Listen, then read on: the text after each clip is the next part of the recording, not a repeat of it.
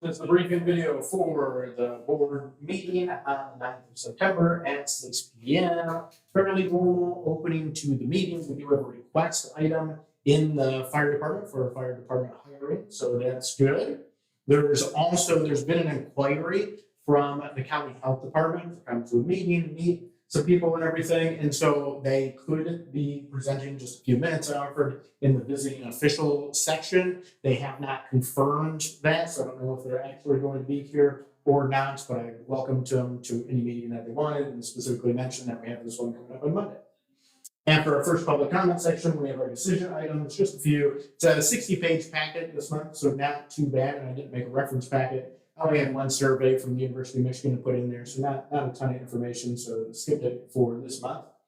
The first item is our wastewater management committee members, and I am picking up teaching a couple classes for MCC, which really just leaves these last couple of months where I have a couple of schedule conflicts on some various meetings. And for this, Heather said that she would be the primary. Christy said she would be the secondary, which ends up working out on that and possibly works out in the election, and some continuity there as well.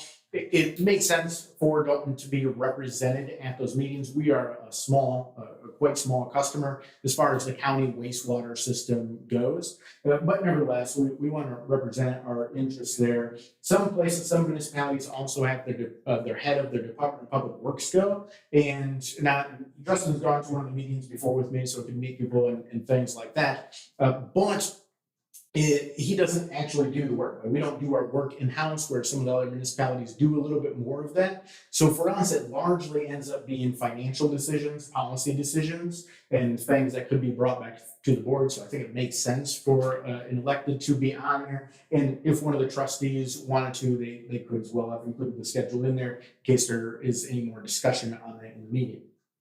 Next, we have adding the deputy clerk to the bank accounts, and Angie has started. She's onboarding, so she's going through a huge learning curve on putting everything together, and we want to get her on the Choice 1 and Michigan class accounts so that she can get access to those and start doing things and learning that as well. Next, we have the backup generators. So, I've contacted 6 places in total, 2 more working together, so 7 if you do it that way. But I've only officially gotten 2 quotes back on this. So that's one of the things of trying to collect quotes. Sometimes they don't roll in as much as you would expect for this type of thing. But so we have different quotes broken down a little differently. Belasco and Lasco, which is kind of fun, right? And Belasco is the one we had before, and that has 2 26 kilowatt generators, one for each building, and I think that was about $23,000 each is what they had it for. Lasco broke it down a little bit because they thought this building, if everything was firing, because we have 4 air conditioning units on the top of this building. If everything is firing and pulling a lot of juice, really you should probably have a 48 kilowatt. That's quite a bit more money. I think it was $39,000 in here, and it just for that one. And then you would also have to have another one back for the maintenance building. And that one would have to be put on order.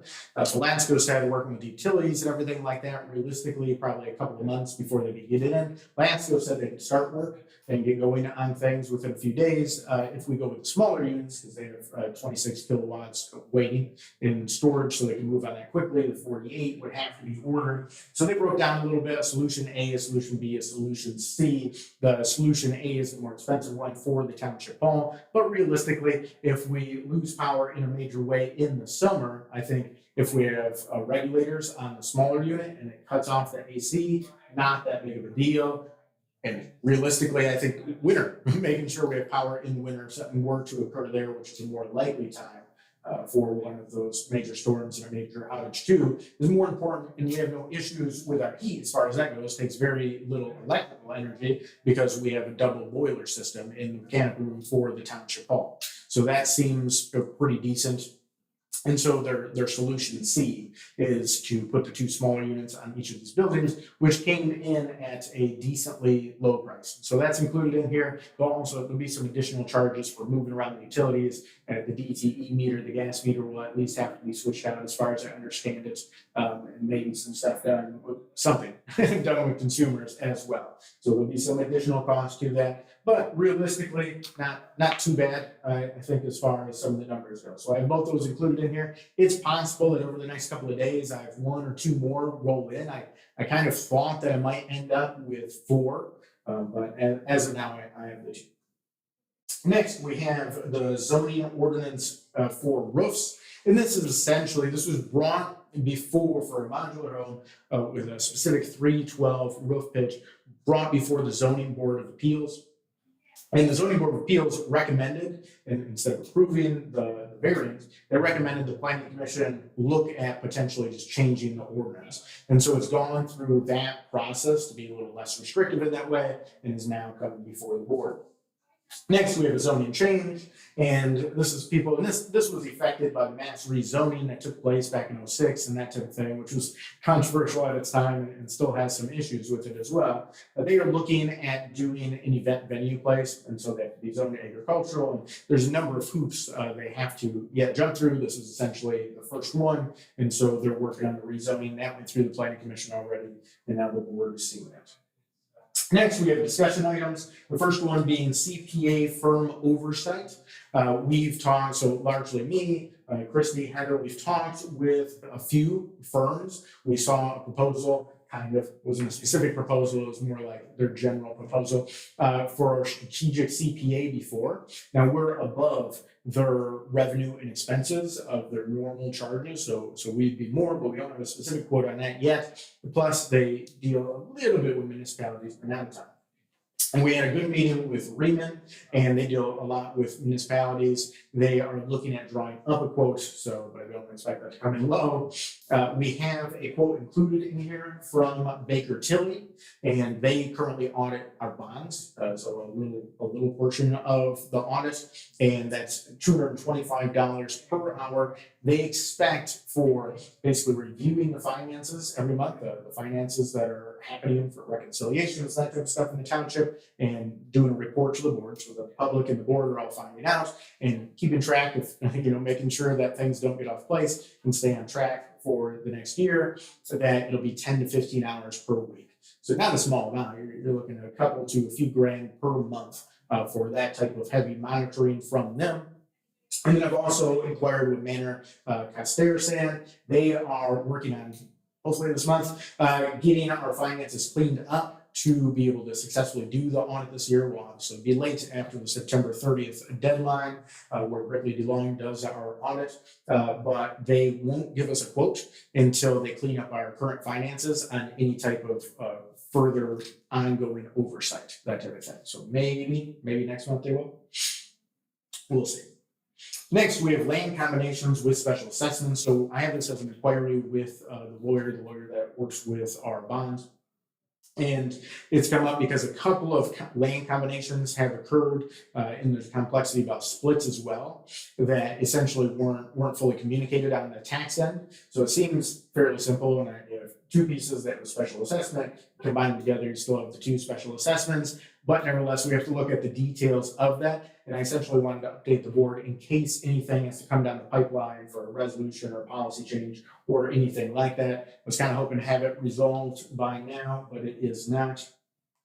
Next, we have Bike Trail Project statue. And so a couple of different organizations are looking at a memorial statue for Tom Lindrup, who was heavily influential and important for the Friends group for the Berry Junction Trail. And they are looking at the cross section where the bike trail crosses McMillan as a potential good location. They have a request for proposals that they're drawing up, a draft one. I've included that in here along with just a simple aerial picture of the area where they're looking at going. Justin and I have talked with the primary person on this, Rob, and are just looking at the project. It has to jump through a number of hoops because it has to get approved by the bike groups themselves, and they have to come up with funding and get artists to submit proposals and approve one of those.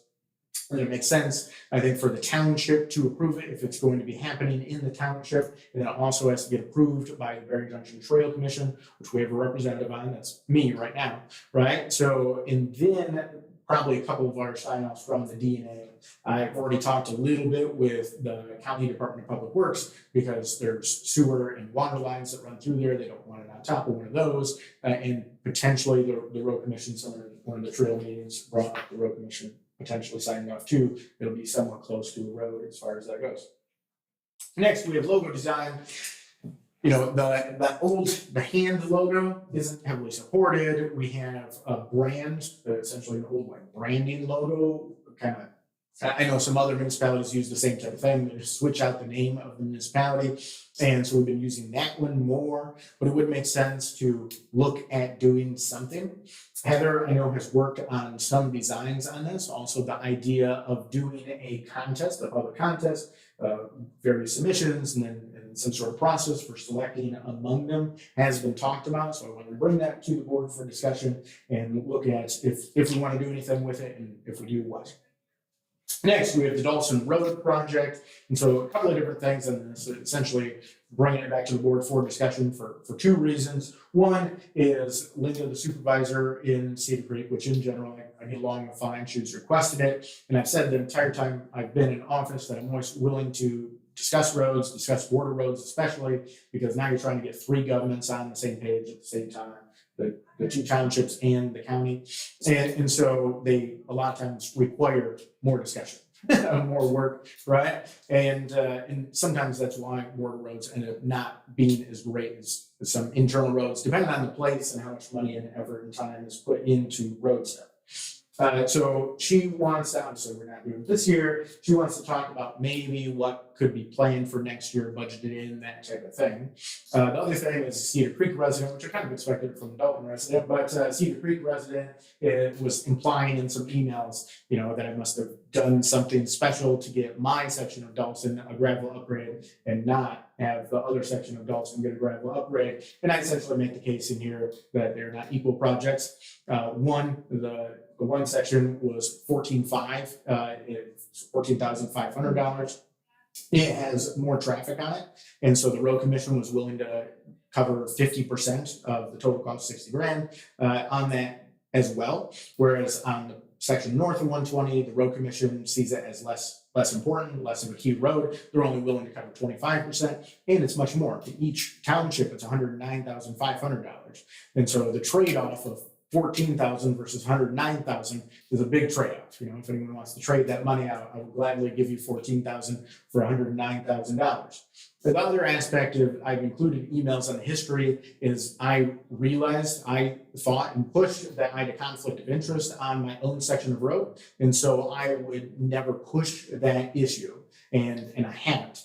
Even actually, my mother has inquired about needing improvements on the road and that type of thing, and I have not reached out a single time when she has inquired in it or advocated on her behalf. Essentially, I've denied that.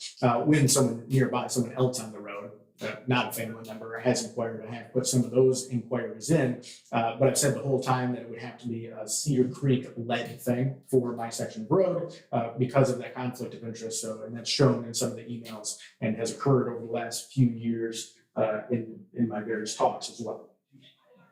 Next, we have the idea of a speed sign. And so I thought about this a couple of years ago too, is getting a traffic monitoring speed sign that we can move around and just remind people of how fast they're going. I know a lot of times when I see them, I slow down a little bit. And so they have some effect, some utility to them. Someone else brought it up, they called me about it. The reason I didn't push it at that time is because they're a few $1,000s. So they're not particularly cheap. And so I was working on budgeting for other things. And I said, it's something that the board could consider in the next budget. But he realizes also that the board is changing and I won't be here in the next budget. And so he's worried about it getting lost. And so I said I would bring it up for discussion with the board. That way everyone's kind of informed. If they want to think about it in the next budget, they can. Next, we have an RU agreement, which is somewhat similar as far as it goes. So there's 27 commercial buildings is the proposed plan that's being worked on. It's gone through the board, the planning commission and the board for various approvals for zoning and that type of thing. And so it's moving forward. And we've worked out with the county, because obviously the county ends up doing a lot of the dealing with water, sewer, that type of thing. And we belong to those groups and represent the township's interests. And so the water, they end up paying off because it wasn't too much.